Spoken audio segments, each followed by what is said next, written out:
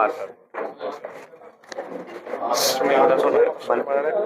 నువ్వు మాట్లాడు, నేను మాట్లాడతా, వీళ్ళు మాట్లాడు.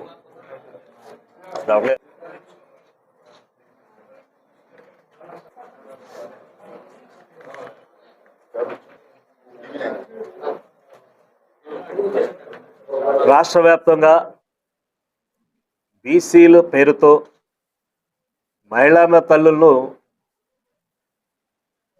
మోసం చేసేటువంటి ప్రక్రియలో ఈ రాష్ట్ర ప్రభుత్వం ముందుంది. అదేమిటి అని విషయం ముందు వెళ్తే, పేద వర్గాల్లో ఉన్నటువంటి మహిళల కుటుంబాలకు ఒక ఆసరాగా చేతి వృత్తిని అలవాటు చేసే విధంగా, వాళ్ళ కుటుంబానికి రేపు భరోసా ఇచ్చే విధంగా అని చెప్పి కుట్టు మిషన్ల పంపిణీని లక్ష కుట్టు మిషన్లు పంపిణీ చేస్తామని రాష్ట్ర ప్రభుత్వం మాట ఇవ్వటం, దానిలో భాగంగా అవకాశం దొరకాలే కానీ ఏ చిన్న సూదిని సైతం కూడా వదలం, ఎక్కడైనా దీంట్లో అయినా మేము స్కామ్ చేయడానికి మేము సిద్ధం అన్నట్టుగా ఈ పథకమే 257 కోట్ల రూపాయలు అయితే, ఆ 257 కోట్లలో 150 కోట్ల రూపాయలు స్కామ్ చేయడానికి శ్రీకారం చుట్టారు. అదేమనంటే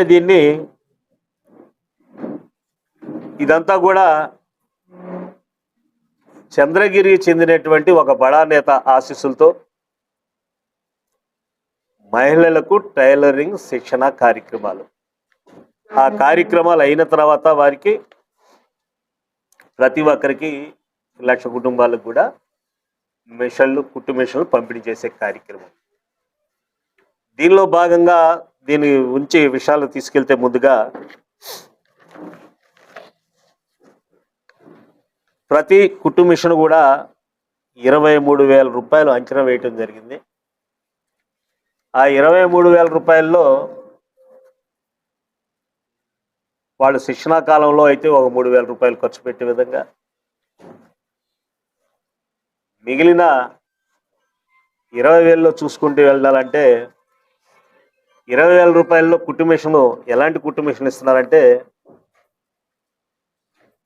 4,300 వచ్చేటువంటి కుట్టు మిషన్లను పంపిణీ చేయటానికి శ్రీకారం చుట్టడం, మిగిలిందంతా స్కామ్గా 150 కోట్ల రూపాయల స్కామ్ శ్రీకారం చుట్టడం. ఇది అక్కా చెల్లెమ్మల పేరిట, అంటే ఈ బిడ్డలు మహిళలు ఎవరైతే పేద వర్గాలు ఉన్నారో వాళ్లకు ఆసరాగా మీ కుటుంబానికి ఉంటుందని చేతి వృత్తి పేరు మీదుగా ఆశ చూపించి ఇందులో కూడా 150 కోట్ల రూపాయలు స్కామ్ చేయడం అనేది చాలా సిగ్గుచేటు. దీన్ని వెంటనే ఈ స్కామ్ను వెంటనే ఆపాలి, ప్రజలకు సమాధానం చెప్పాలి.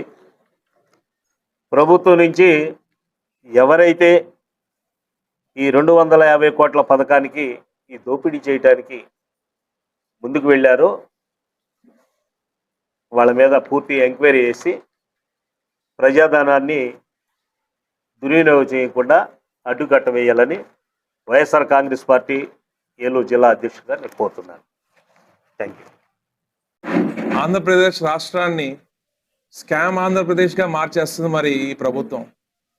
మరి మొన్న చూస్తే విశాఖపట్నంలో 99 పైసలకి 60 ఎకరాలు ఊరు పేరు లేని కంపెనీలకి దారాదత్తం చేయబోయింది మరి ఈ ప్రభుత్వం. మరి అలానే ఈరోజు మహిళల పేరు మీద, అది కూడా బీసీ మహిళలకి మరి కుట్టు మిషన్లు పంపిణీ చేసి వాళ్ళకి శిక్షణ ఇచ్చే విధంగా మరి ఒక ప్రోగ్రామ్ని వాళ్ళు చేశారు. బాగానే ఉంది, మంచి ప్రోగ్రామే. కానీ వారికి అందులో లాభం లేనిదే వారు ఏమీ చేయరు.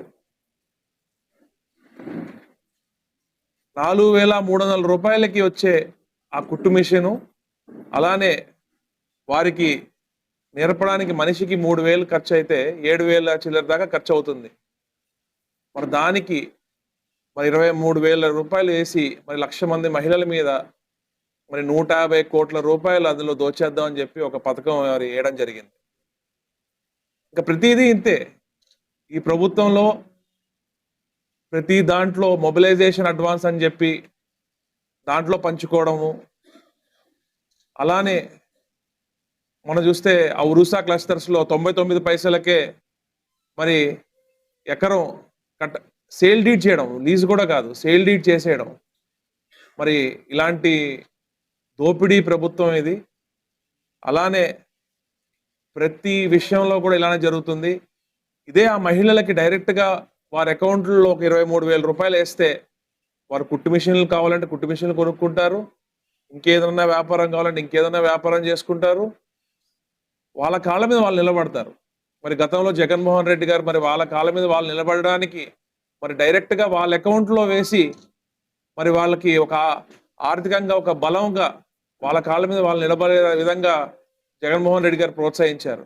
కానీ ఈరోజు అదే మహిళలకు శిక్షణ అని చెప్పి వీళ్ళు అందులో 70% అంటే దగ్గర ఒక 230 కోట్లలో 150 కోట్ల రూపాయలు వారి జేబులో వేసుకునే విధంగా వాళ్ళు ప్రణాళిక చేసుకున్నారు.